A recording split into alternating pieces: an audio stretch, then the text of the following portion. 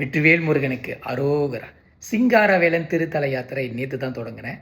குரோனில் இருக்கிற திருமுருகர் ஆலயத்திலேருந்து தொடங்கப்பட்ட இந்த ஒரு யாத்திரை ஹார்வர்ட் ஒன்று ஸ்ரீ மகாமுத்துமாரியம்மன் ஆலயத்தில் ஒரு வாரமாக வேல் அடைக்கலத்தில் இருந்தார். அந்த வேலை பெற்ற பிறகு அந்த அம்மனோட ஆசீர்வாதத்தால் சுங்கைத்தண்ணியில் இருக்க முக்கியமான திருத்தலத்தெல்லாம் கடந்து போய் கடைசியாக மாத்தாகுடம் ஸ்ரீ மகாமாரியம்மன் ஆலயத்துக்கு அடைக்கலம் வந்திருந்தேன். காலையில் 6:35 போல் தொடங்கின இந்த ஒரு யாத்திரை ஈவினிங் 6:35 போல் இங்கே வந்து அடைக்கலம் பெற்றேன். இன்னைக்கு இந்த மகா முத்துமாரியம்மன் ஆலயத்திலேருந்து பாடாங்சுராய் ஸ்ரீ பாலதண்டாயுதபாணி ஆலயத்து வரைக்கும் யாத்திரையை வந்து தொடங்குறேன். நேற்று 33 கிலோமீட்டர் தொடங்கினேன். இன்னைக்கு 30 கிலோமீட்டர். பாதைகள் மிக மிக கடினம். இந்த வருஷம் வந்து முருகர் வந்து ரொம்ப ஹாப்பியாக இருக்காருன்னு நினைக்கிறேன்.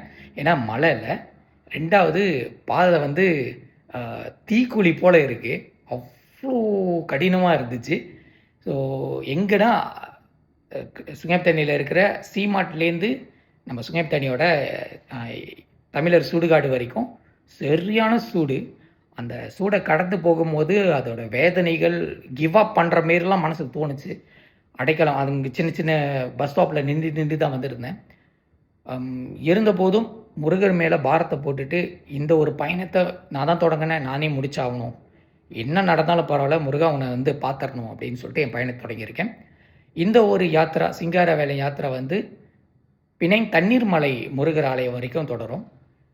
இந்த பயணத்தில் வந்து பல கோவில்கள், அடைக்கலம் கோயில்கள் இருக்குது, பல கோயில்கள் வந்து தஞ்சை புகழ் கோயில் தான் இருக்குது. அதே நேரத்தில் சில கோயிலெலாம் வந்து என்னால் போற முடியல. அதாவது போகும்போது நட சாத்திருப்பாங்க. ஏன்னா 1 மணி 2 மணிக்கெலாம் எப்படி நட திறப்பாங்க. இருந்த போதும் நான் வந்திருக்கேன்னு சொல்கிற மாதிரி அந்த இடத்துல நின்று தகவலை தெரிவிப்போம். இது வந்து ஒரு வழக்கமாக வச்சுருக்கோம். பிறகு சுங்கைத்தண்ணியில் பார்த்தீங்கன்னா விநாயகர் கோயிலில் வந்து புது தார் போட்டாங்க. ரொம்ப நல்லா வச்சுருக்காங்க. அதாவது இந்த வாட்டி வந்து நல்லா சிறப்பாக செய்கிறாங்கன்னு நினைக்கிறேன். அந்த தாரில் போய் காலை வைப்பேனா ஃபுல்லாகவே வந்து மணல் ஒட்டிக்கிச்சு.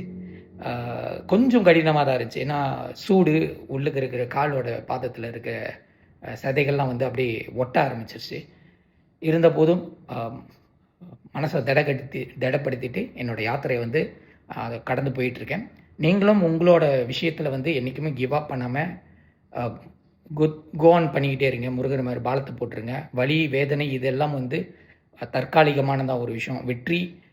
வெற்றி வந்து ஒரு பயணமாக தான் இருக்க போகுது. ஆனால் சாதனை வந்து வாழ்நாள் முழுக்க சொல்லப்படுற ஒரு விஷயம், தலைமுறைக்கு கொண்டு போகும். இந்த ஒரு விஷயத்தை ஒட்டி நான் வேல் தூக்கிட்டு போகும்போது வேலுக்கும் எனக்கும் நடந்த உரையாடல்கள் அதிகமாக இருந்துச்சு. இது வர காலங்களில் வந்து நார்மல் டேஸில் வந்து கண்டிப்பாக இதோட பதிவு செஞ்சு போடுறேன். வெற்றிவேல் முருகனுக்கு அரோகரா. இன்றைக்கி என்னோடய பயணம் வந்து பாலதண்டாயுதபாணிக்கு பயணித்து போகிறேன். கண்டிப்பாக உங்களுக்கு படான்சரை ஆளுக்கு வந்து ஃப்ரீயாக இருந்தீங்க, கண்டிப்பாக அங்கே வரலாம். அதே நேரத்தில் எனக்கு தண்ணி உதவி செஞ்ச எல்லா மக்களுக்கும் நன்றியை தெரிவிச்சுக்கிறேன். தண்ணி வந்து கொடுத்துருந்தாங்க 2 பெண் பசங்க.